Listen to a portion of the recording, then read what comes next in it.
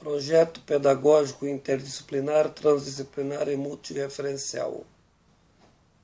Escola Estadual Professor João Borges.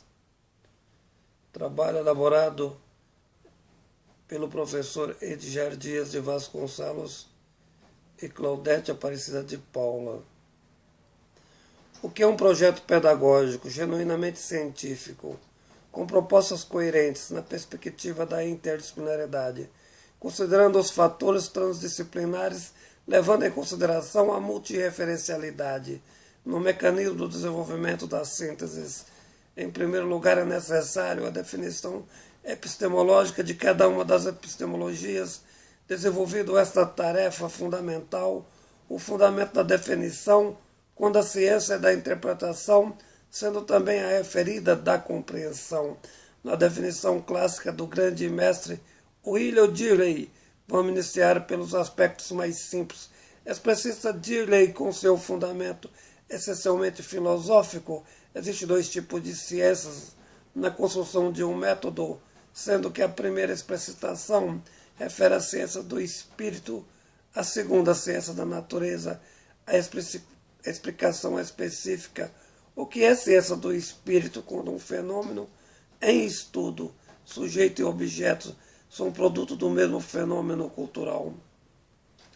Com efeito, quando o sujeito deseja entender determinado objeto em análise, tanto a mente do sujeito que analisa como o objeto analisado são resultado de um mesmo mecanismo de produção cultural, exemplificando o estudo da Revolução Francesa.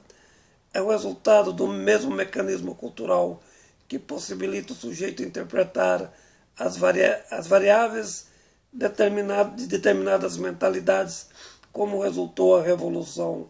Com efeito, sujeito e objeto são produtos de uma mesma realidade sinteticamente cultural. Nesse caso específico, diz o mestre Dirley, o fundamento da pedagogia é essencialmente, podemos dizer, interdisciplinar, como se explica na prática um método pedagógico, passo a passo dentro das sincronizações indeléveis da metodologia epistemológica.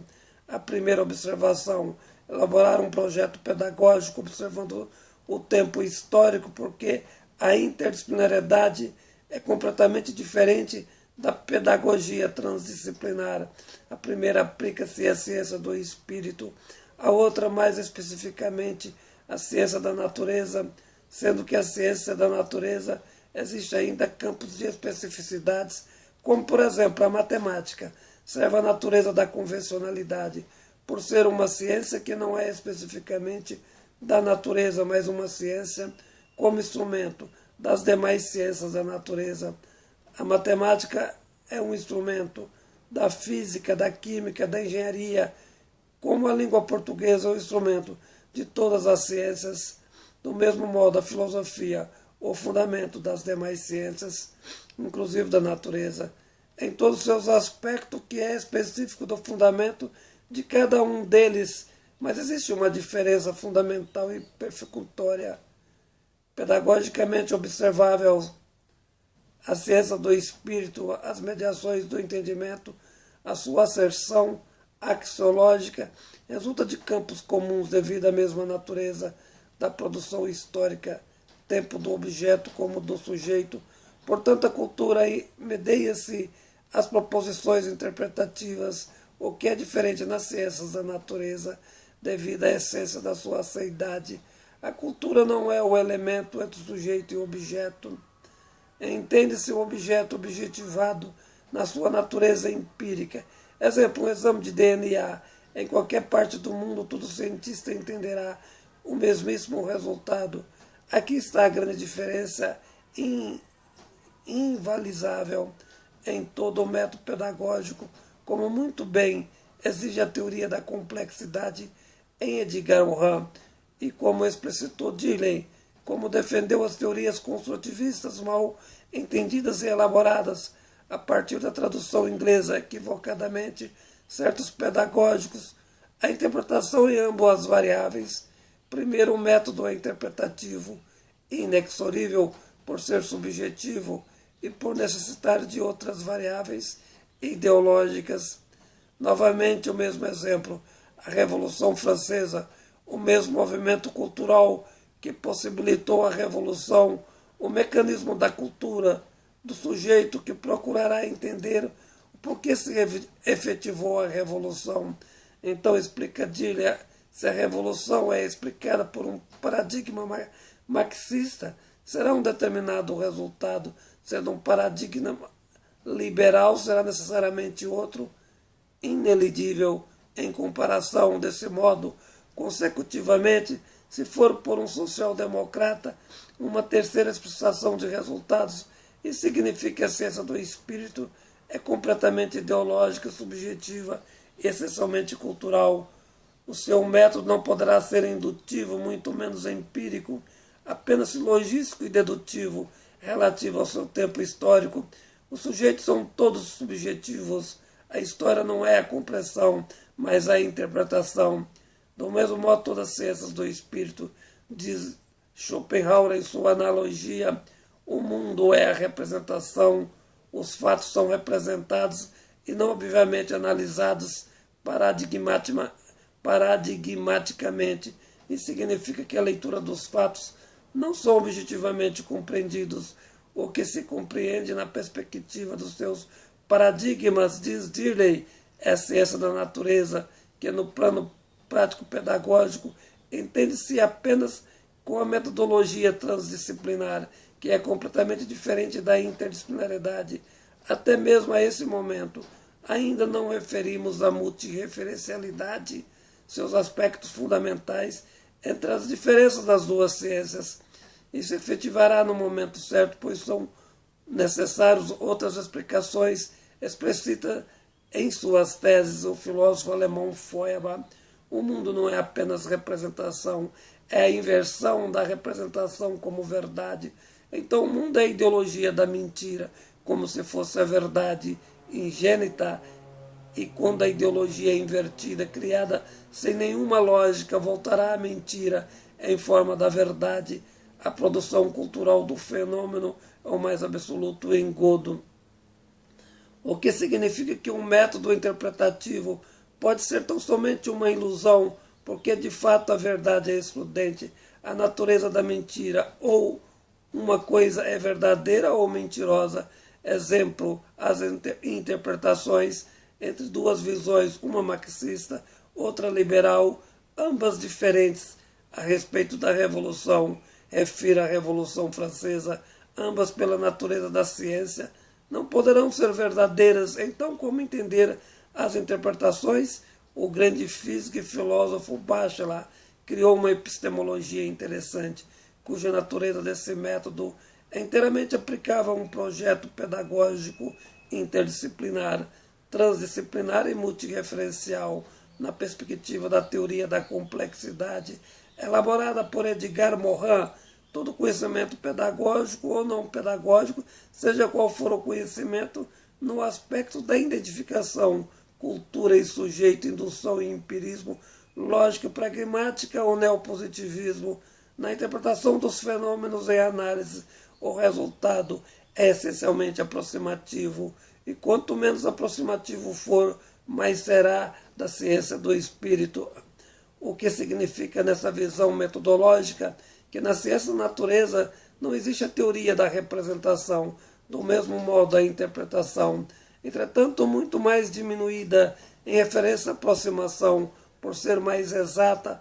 Após todas essas diferenças, o que temos que entender, o que é multireferencialidade no seu aspecto comum e simples, é tudo que for explicado na perspectiva da complexidade, sobretudo a respeito da ciência do espírito, apenas como um ou outro elemento referencial, não atende o fundamento da teoria da interpretação. A teoria da complexidade exige múltiplas referências, porque nenhum fato é tão simples como podemos imaginar a Revolução Francesa e o resultado de múltiplos fatores. Portanto, no desenvolvimento da análise, seja qual for a epistemologia referida à ausência inexpugnável, a explicação final tem que ser necessariamente o resultado da multireferencialidade, da compreensão do fato Compreender um fenômeno apenas por uma ótica ou por poucas óticas significa absolutamente negar os fatos, não entender suas referências. Com efeito, recusa a interpretação dos mesmos. Portanto, toda interpretação tem que ser interdisciplinar, multirreferencial, inexoravelmente. Com todos esses esclarecimentos, explicarei agora o que é um projeto pedagógico interdisciplinar, transdisciplinar e multirreferencial, na perspectiva da teoria da complexidade do grande filósofo e pedagogo Edgar Morin. A interdisciplinaridade se faz de modo simples, pedagogicamente. Refira a uma estratégia pedagógica. Todas as disciplinas são sincronizadas dentro do mesmo tempo histórico. Exemplo, vamos usar o tempo histórico da passagem do antigo regime ao novo regime político, ou seja, a passagem do feudalismo ao capitalismo. Então, para montar um projeto pedagógico é fundamental a sincronização das disciplinas e todas tendo o fundamento de todas, interacionando os fundamentos numa perfeita dialética, a natureza dos mesmos, a filosofia servindo ao fundamento de cada uma das disciplinas, no tempo em referência. Trabalha-se a história como a passagem de um momento, de um modelo em superação, antigo regime, ou seja, a superação da sociedade feudal para o nascimento da modernidade. Esse é o tempo histórico e a filosofia desse tempo, como a referência do fundamento, corresponde com esse período. A filosofia iluminista, do mesmo modo, o movimento literário que terá que corresponder com o tempo histórico, ou seja, o movimento barroco, a arte iluminista, a geografia do período histórico, desse modo, consecutivamente a todos os períodos sucessivos, o interacionamento das disciplinas, ajudando pedagogicamente os alunos ao seu entendimento não metafísico das análises, a percepção que tudo é histórico e que se prende a tempos determinados. Isso é interdisciplinariedade e não como se entende nas escolas públicas. Cada um dos professores fala um aspecto da sua disciplina, ou todos os professores tentando falar, por exemplo, da água. Esse modelo é a negação de um projeto interdisciplinar. Não conhecemos em nenhuma escola do estado de São Paulo que tenha realmente um projeto pedagógico na linha proposta pela análise, que é a transdisciplinariedade, o método que atende às disciplinas da ciência natural ou da natureza. Elas são parcialmente interdisciplinares nelas mesmas, mas não na totalidade da metodologia, porque são ciências objetivas, não se prende na subjetividade dos fatos, o resultado não é interpretativo, não se interpreta uma equação de matemática ou um exame de DNA, portanto o método é da compreensão, compreende e não será efetivada a ciência, do mesmo modo não se aplica a dedução silogística.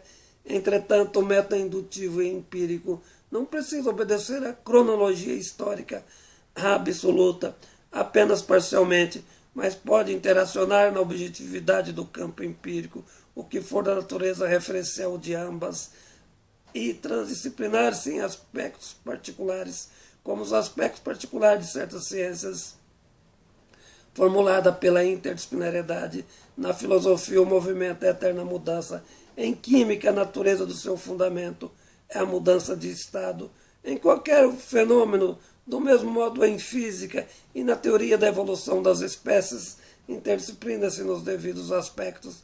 Na teoria do movimento em filosofia, historiciza-se porque todas as alterações das mudanças acontecem numa perspectiva essencialmente histórica, e na geografia, porque as mudanças se dão em determinadas regiões do planeta, desse modo consecutivamente, mas jamais as duas variáveis são interdisciplinares em si, cada uma delas com a sua natureza, uma interpretativa, outra compreensiva, uma identificação entre sujeito e objeto, o mesmo fenômeno cultural, a outra absolutamente objetiva. Sendo dessa forma, elabora-se um projeto pedagógico, considerando todos os fatores expostos aqui, sem veleidades, entendidos e planejados. Resta a coordenação pedagógica acompanhar passo a passo o trabalho desenvolvido pelos professores, não apenas pelos seus planejamentos, às vezes idiosincráticos, mas nas observações, se for um ou outro observadas as determinações do projeto pedagógico,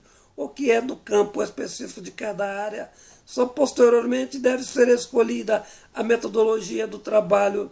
Aplica-se o construtivismo ou qualquer outro método, como, por exemplo, o desenvolvimento das variáveis, das várias correntes da chamada escola novista, na defesa de uma ou de outra teoria. Entretanto, jamais poderão ser negados a multirreferencialidade, a teoria da complexidade, a interpretação da ciência do espírito, a aplicação do método empírico sem inevidência, a ciência da natureza e o que é da subjetividade do método de representação e interpretação na ciência do espírito e a objetividade do campo da ciência natural, consequentemente as duas naturezas da teoria da complexidade em Edgar Morin. Artigo escrito pelo professor Edgar Dias de Vasconcelos.